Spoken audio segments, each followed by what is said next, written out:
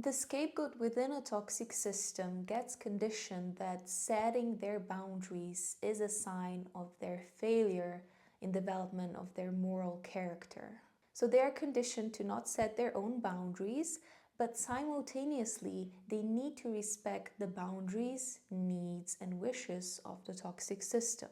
And the conditioning within the toxic system for the scapegoat is that they tried to set boundaries in the past, but they were continuously met with disapproval, disrespect, and also punishment for their boundaries. So boundaries in general are not just important for our sense of integrity and our sense of self.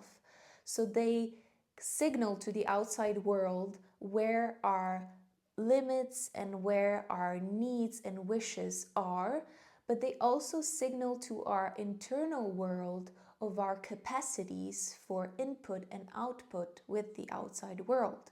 When our boundaries are continuously disrespected and devalued, we learn that the outside world, or the system that we are in, does not really have our best interests at heart.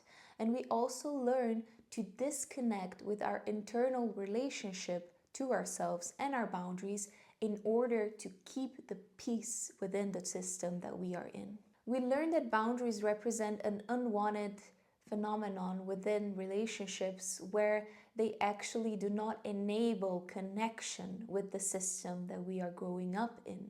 And within the toxic system for the scapegoat learns that their own boundaries are somehow related to a characterization of their moral character, as they do not serve the toxic system and their constant need for the availability of the scapegoat to be there for the toxic system's needs and wants. So we learned that our constant availability to ourselves need to be disowned and replaced with a constant availability to the outside world or the toxic system.